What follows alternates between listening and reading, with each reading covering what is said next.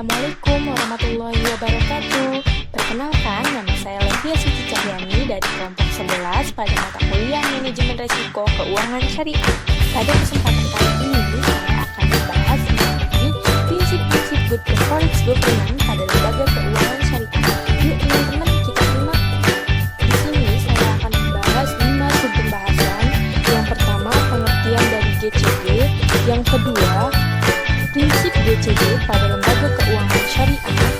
Yang ketiga, GCG dalam pandangan Islam. Yang keempat, tahapan-tahapan penerapan GCG. Yang kelima, penerapan GCG di perbankan syariah.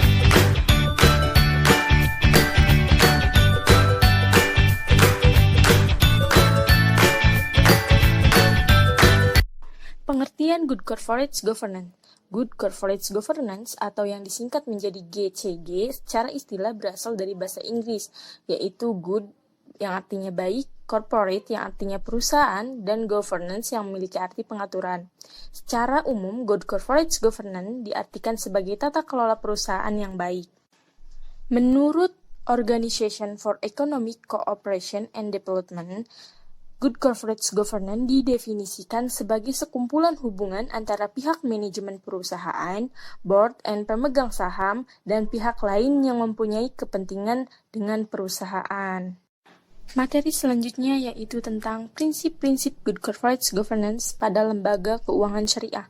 Lembaga keuangan syariah, salah satunya adalah Bank Syariah, dalam menerapkan Good Corporate Governance, Bank Syariah berlandaskan atas 5 prinsip.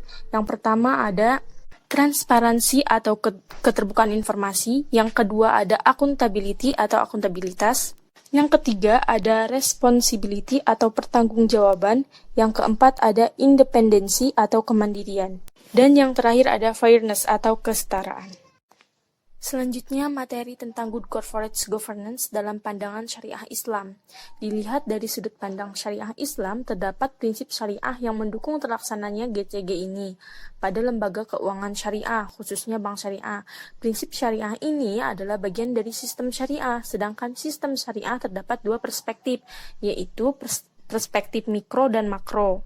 Nilai-nilai syariah yang terkandung dalam perspektif mikro antara lain yang pertama ada sidik, yang kedua ada tablik, yang ketiga ada amanah, dan yang keempat ada patonah.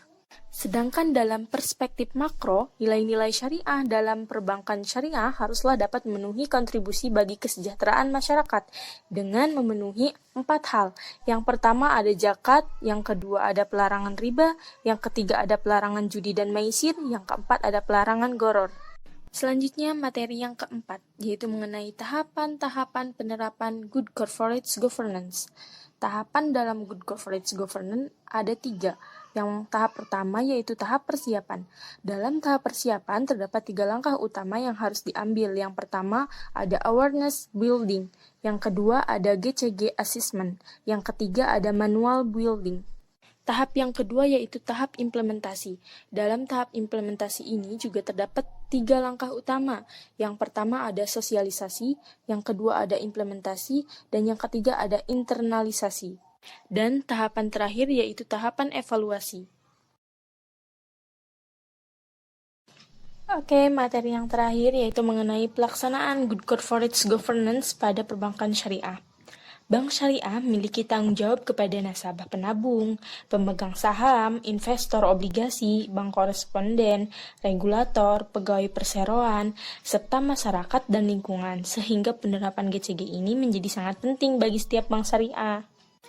Penerapan Good Corporate Governance ini merupakan wujud dari tanggung jawab bank syariah kepada masyarakat bahwa bank syariah dikelola dengan baik, profesional, dan kehati-hatian, serta berupaya untuk tetap meningkatkan nilai pemegang saham tanpa mengabaikan kepentingan stakeholders-nya.